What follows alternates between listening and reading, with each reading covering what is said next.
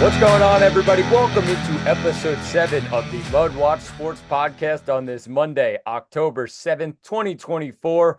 I'm your host, Zach Malamud. Hope everyone had a great weekend. Before we get into anything today, please subscribe below. Follow all of my social accounts, Instagram, Twitter, and TikTok. What a busy weekend, though, we had in the tri-state area. And because of the postseason, we're going to start off with baseball, and let's not waste any time. Let's start off with the New York Yankees, who take part in Game 2 tonight against the Kansas City Royals. Let's go back just a second to Game 1 between the Royals and the Yankees, as the Yankees grabbed a 6-5 win against Kansas City.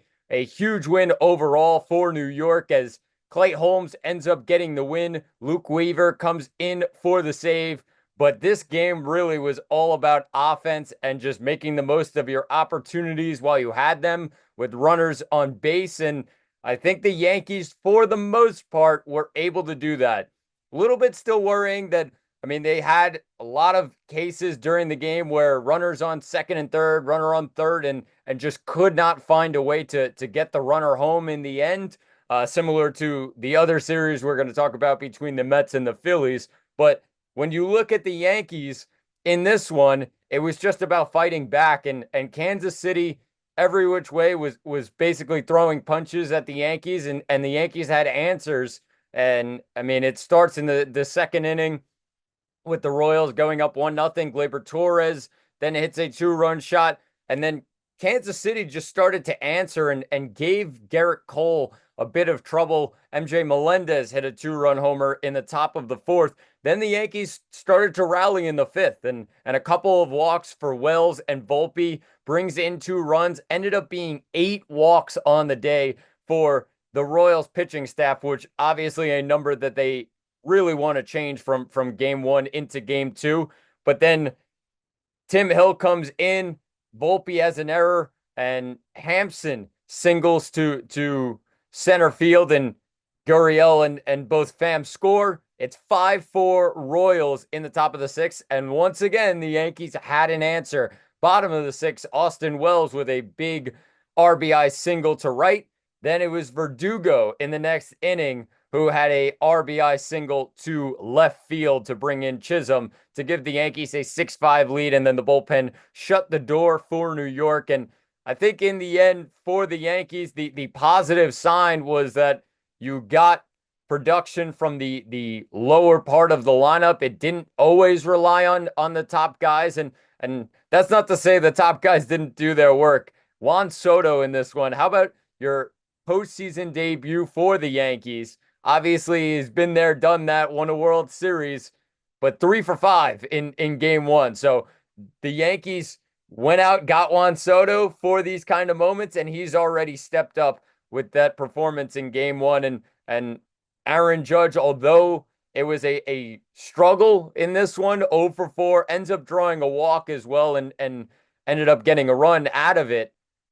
He did struggle to figure out a guy like Michael Wacha, who has had Aaron Judge's number in their career so far. But I think it's not too much of a worrying sign for the New York Yankees right now, as they know Aaron Judge, when they need him, he's going to come up big for them, right behind guys like Juan Soto and Gleyber Torres, who both had outstanding games in this one from every aspect. And I think that Gleyber Torres, if Yankee fans are continuing to sit there and say, oh, well, it was a struggle and they're going to have to let him go. Yeah, they are going to have to let him go. But it would be a disappointment if they just had to let go of him in the end. Yes, they have to pay Juan Soto, but Gleyber Torres has been, in the last month, one of the best hitters in baseball. He really has. Every aspect, when he's at the plate, he is locked in, ready to go. And in this one, 2 runs. He had a home run, 2 RBIs. He batted 1 for 3, a couple walks. Like, he was on point and giving the Royals pitching staff problems in this one. So great game for Gleyber Torres, and good to see him really stepping up so far in the postseason.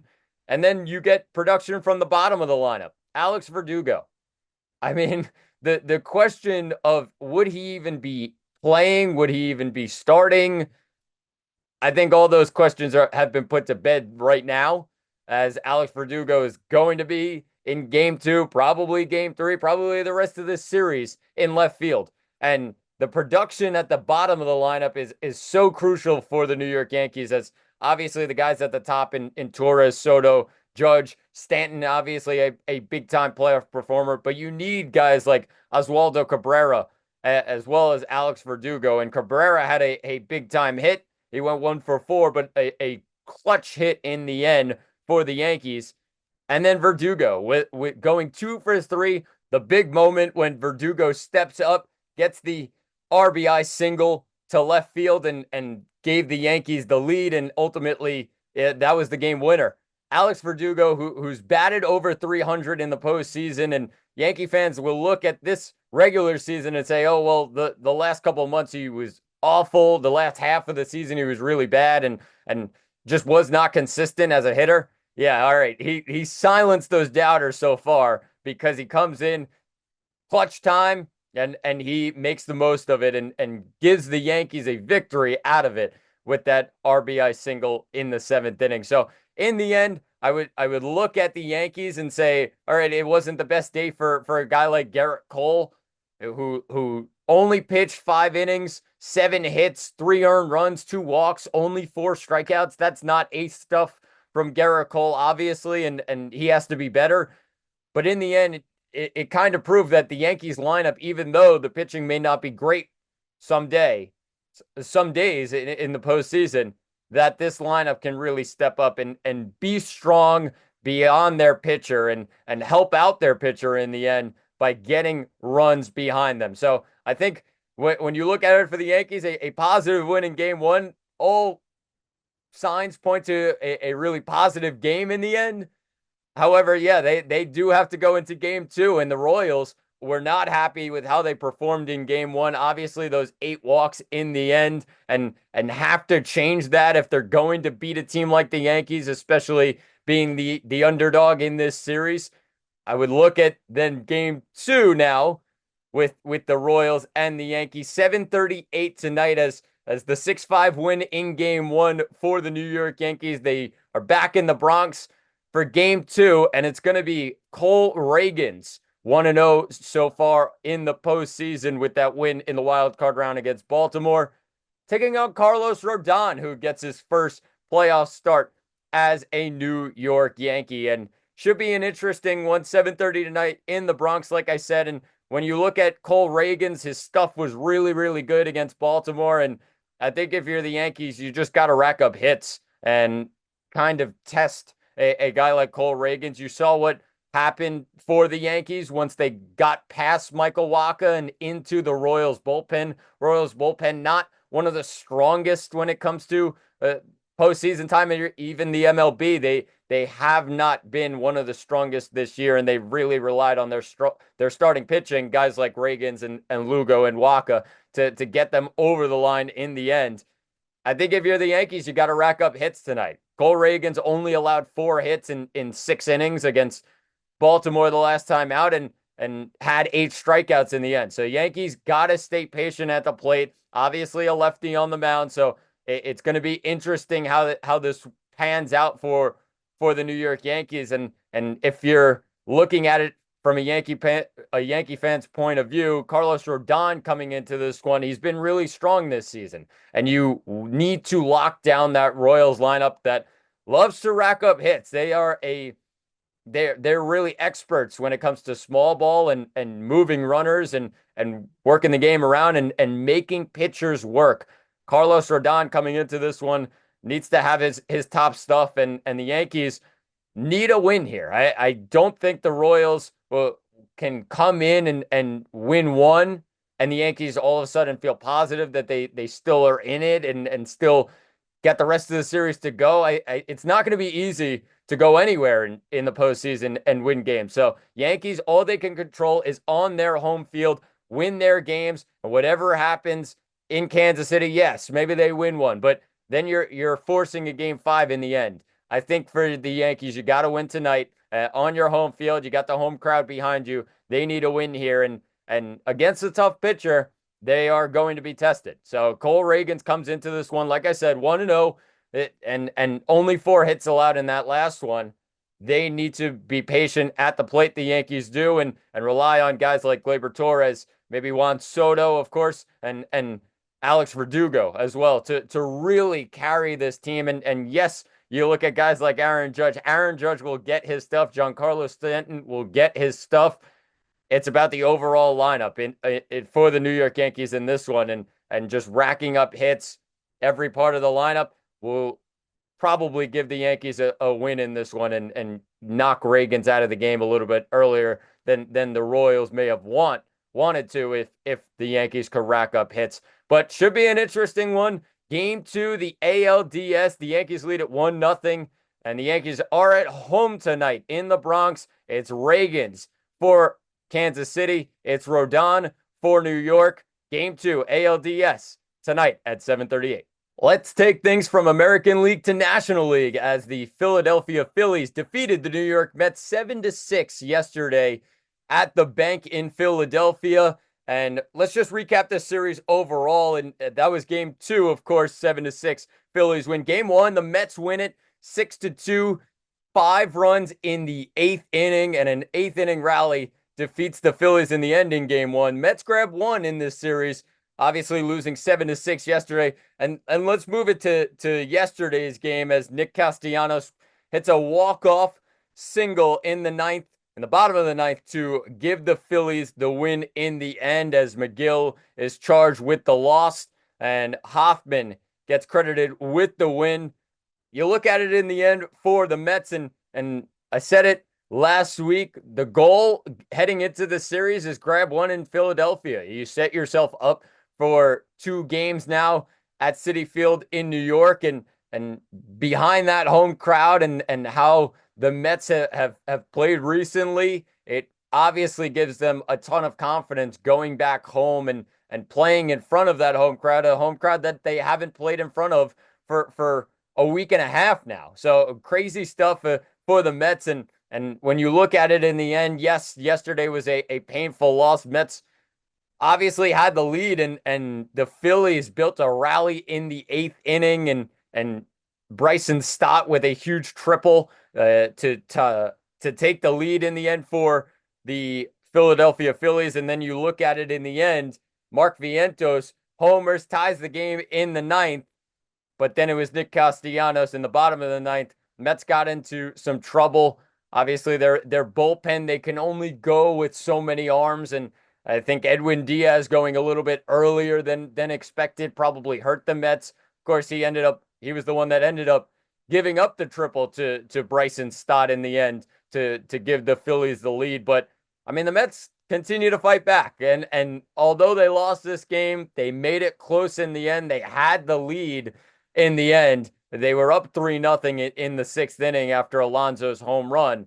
But when you look at it for the Mets, they wanted 1. And like I said, they head back home to New York. And that should be interesting how Philly translates going in front of their home crowd, which a really raucous crowd.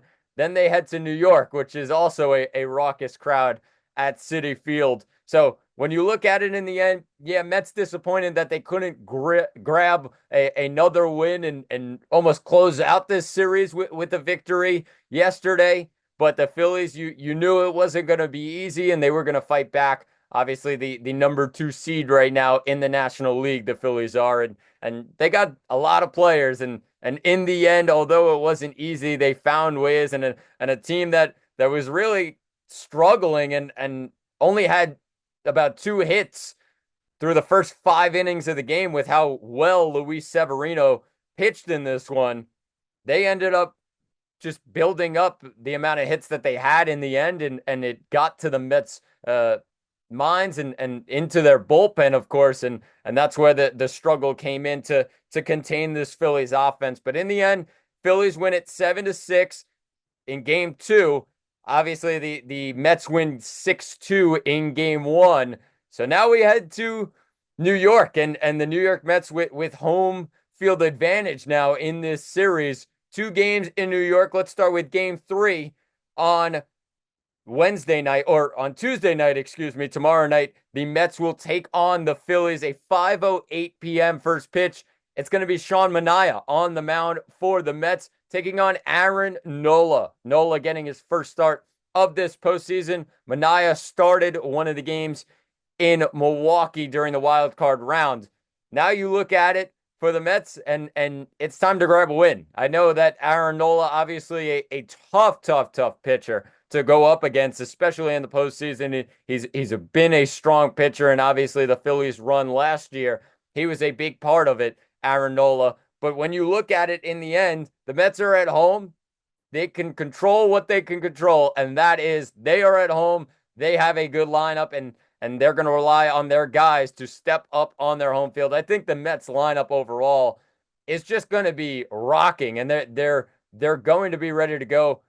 Being back in front of that home crowd for the first time in like I said, a week and a half.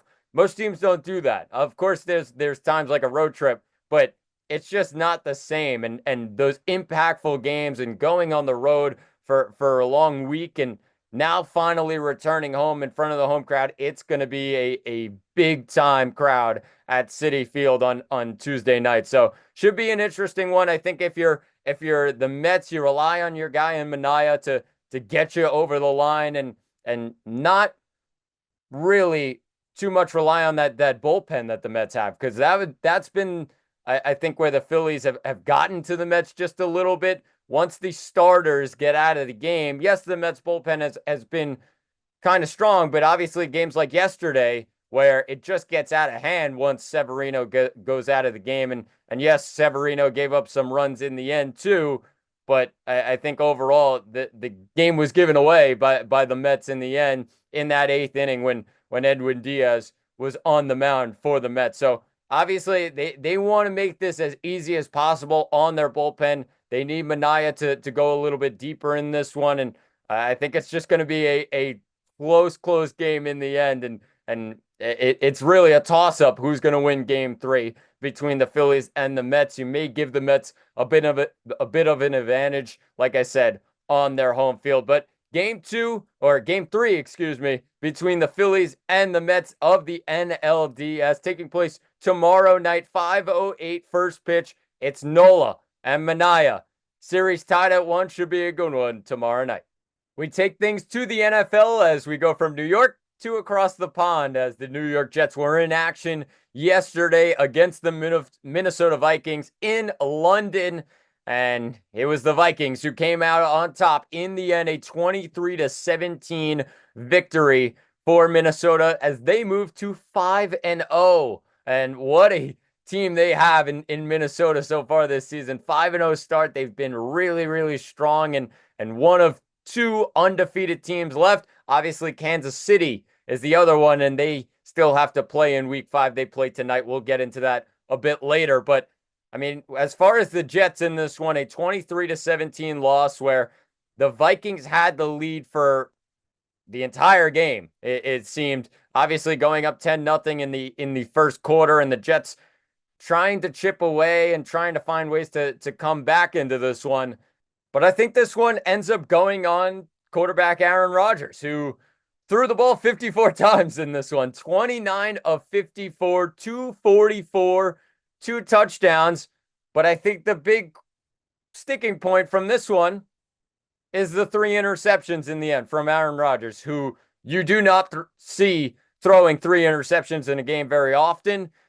Maybe one of the only times that you've seen Aaron Rodgers throw 3 interceptions in a game, and that just cannot happen. It's kind of, as a Jets fan, it's really almost typical Jets, where you get the star quarterback, he comes in and all of a sudden turns into a Jets quarterback, where just the mistakes came in yesterday, and that is very worrying if you're a Jets fan, because obviously, yeah, the Vikings defense is pretty solid, but I think their secondary is kind of middle of the pack in terms of the NFL. And yes, Aaron Rodgers threw for 244 in the end, but that's on 54 passes. He just was not completely on the same page with a lot of his weapons, as a lot of targets and a lot of incompletions in the end for his top guys. I mean, you talk about Garrett Wilson, who had 13 receptions, 101 yards, and a touchdown. That was on 22 targets. 9 of those targets were incomplete in the end. And that just shows that Rodgers and his top guy may not be on the same page, or Rodgers just throwing it away and it's in the area of Wilson. It's disappointing in the end that this tandem, this duo, just cannot figure it completely out and get them over the line. 22 targets is a ton. And you're happy if you're a Jets fan that he finally is peppering Garrett Wilson. But it needs to be more consistent in the end. You're expecting 22 targets, probably 16, 17 receptions. Of course, they're not perfect in the end, the Jets. And obviously we've seen that in the first 5 weeks of this season.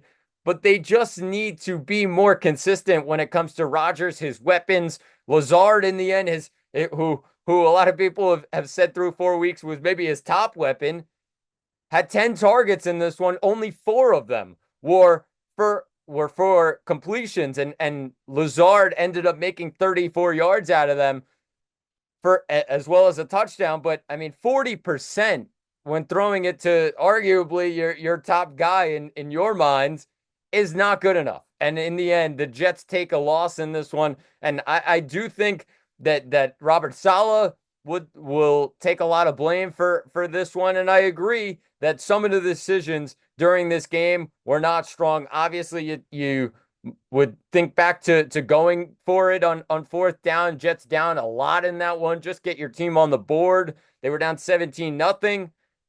And obviously, he goes for it on 4th and 1 instead of kicking the field goal and getting the Jets on the board. Obviously, those 3 points became crucial later in the game.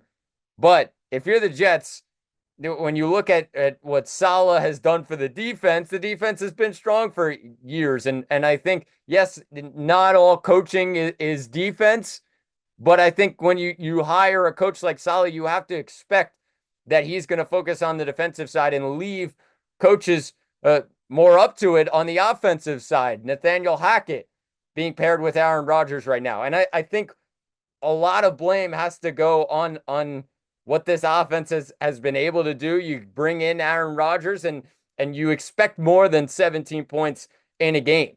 I think that's just the reality of the situation. Yes, Minnesota's defense is tough, like I said, but you just expect more from a Hall of Fame quarterback in Aaron Rodgers. And it just has not been that so far. And the turnovers yesterday had a lot to do with that in the end. And the Vikings didn't play great yesterday. Sam Darnold was only 14 of 31 for 179, no touchdowns and an interception, but they still found a way to win because they drove down the field and they made solid drives in the end.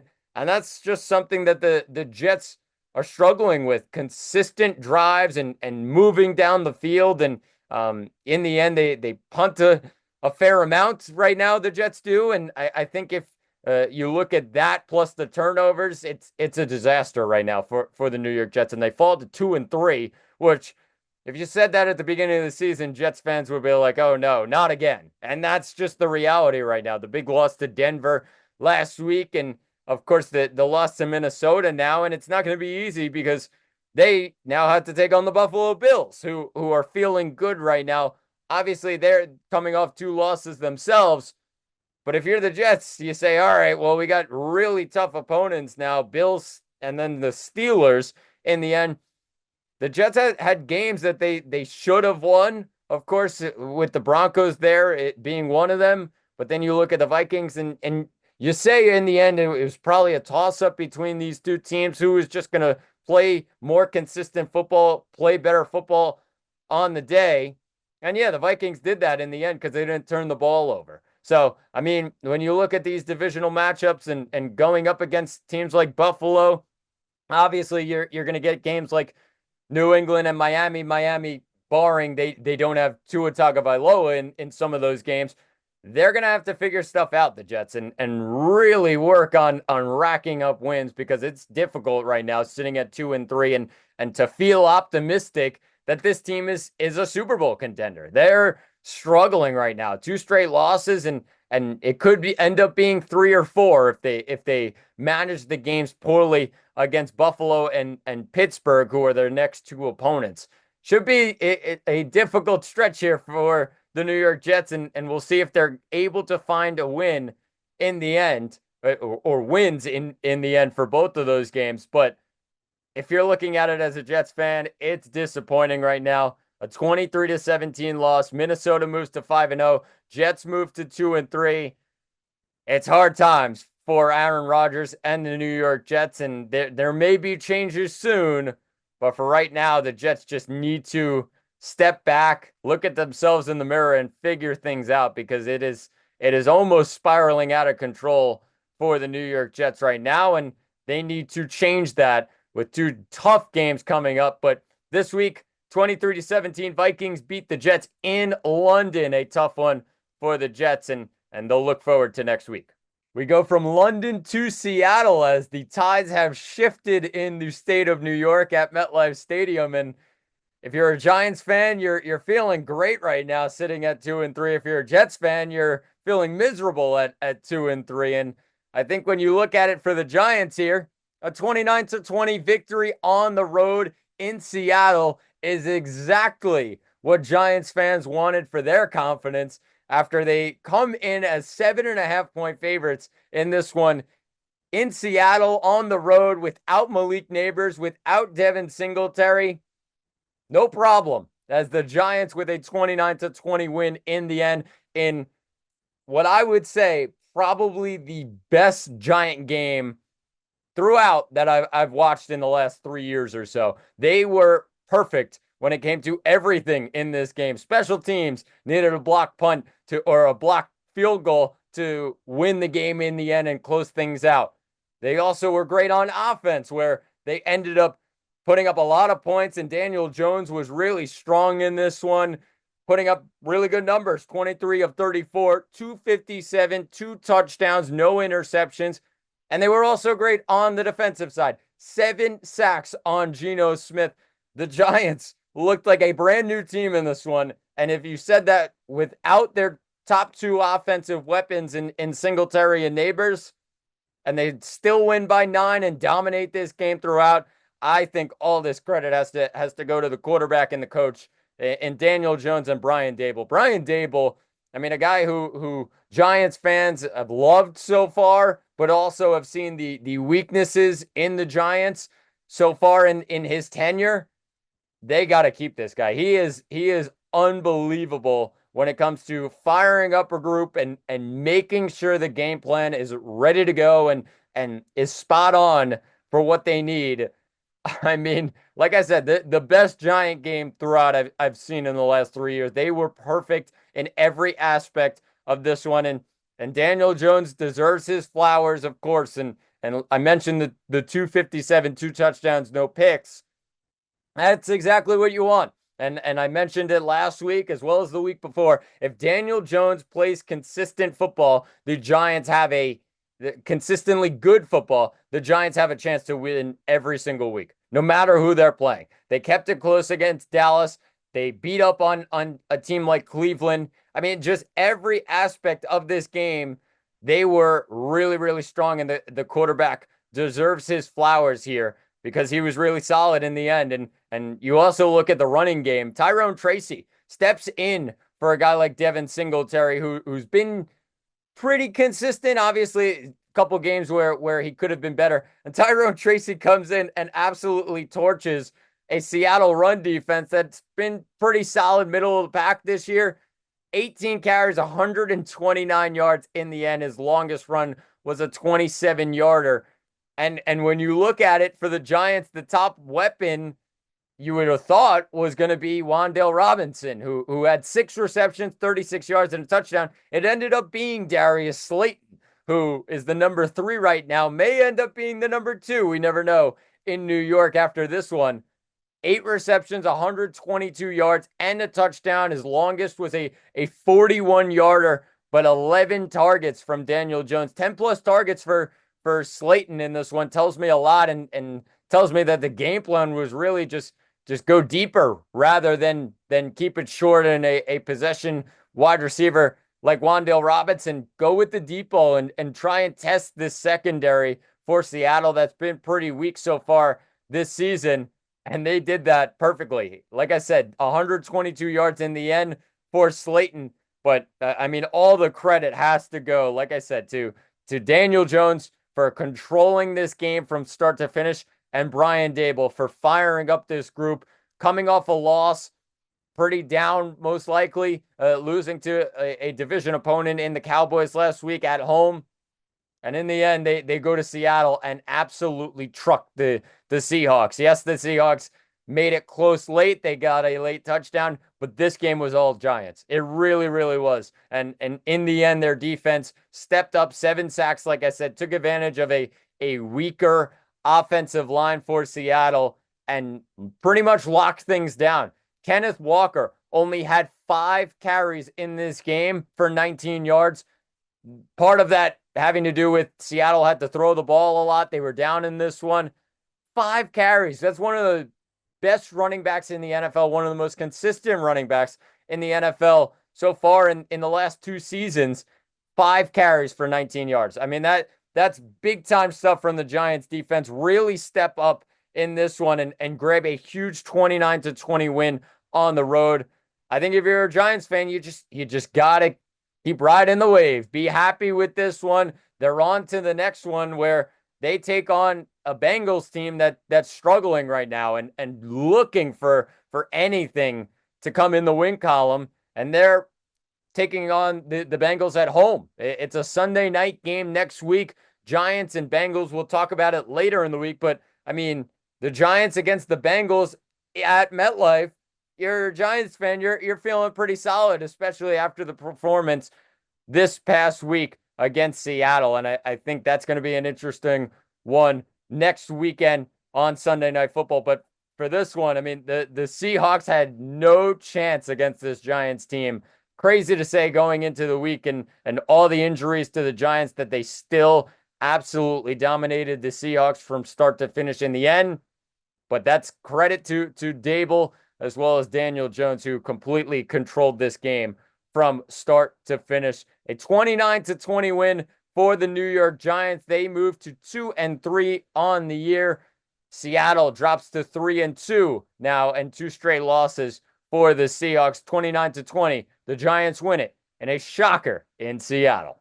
We finish things off today with a Monday Night Football preview. We've been spoiled back-to-back weeks with 2 games. Just one this week as the 2-2 New Orleans Saints travel to Arrowhead Stadium to take on the 4-0 Kansas City Chiefs. Chiefs come in as 5-point favorites on their home field on Monday night. Total sitting at 43.5. And when you look at this game overall, the question marks for the Chiefs is how are they going to adjust without their top wide receiver and Rashee Rice, who was placed on IR just a couple of days ago. Obviously, a knee injury from a week ago off a Patrick Mahomes interception.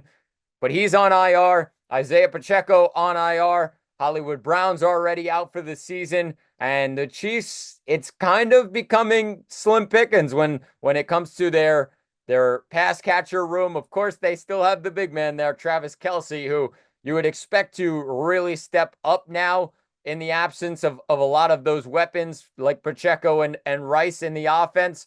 But we'll figure it out, and we'll see how New Orleans goes up against Kelce in this one. When you look at the Saints overall, they are a solid football team that grabbed 2 solid wins in weeks 1 and 2, against Carolina and Dallas, and then has dropped the last 2. One at home to Philadelphia, a 15-12 loss at home, and then on the road in Atlanta last week, they lost at the buzzer to a Younghoe Koo field goal, 26-24 in Atlanta.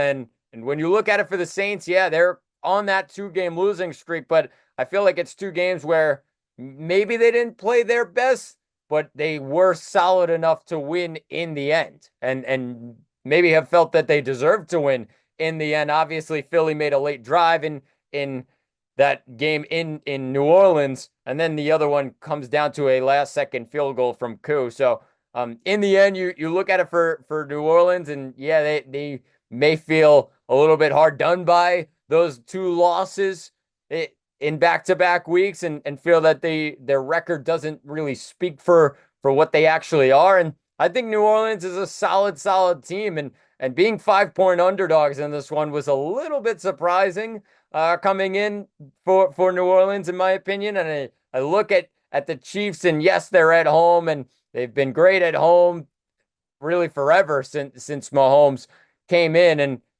when you look at it, though, their injuries are piling up for their pass catchers, and it kind of leads back to last year where even drops were a huge issue a season ago, and Mahomes' numbers were not as great because of those wide receivers, and he couldn't really rely on those guys.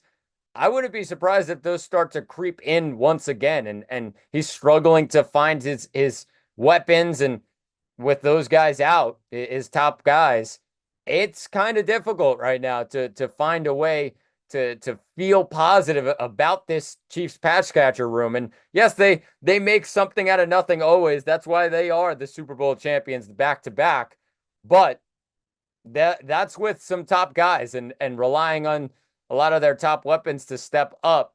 Now it's really only Kelsey who they have there, and that should be interesting to see how he steps up his game in this one, especially, and in future weeks without those top weapons. Like I said, overall in this game, I'm going to pick the Saints to cover and the Chiefs to win. I think the Saints keep it close. Every single one of both of their losses in the end were very close, and it came down to probably just a couple last second plays by the other team that really figured out a way to beat this New Orleans team. Their defense has been really strong so far this season. Their offense, yes, in a couple of weeks hasn't looked great, but they are a really solid offense in the end.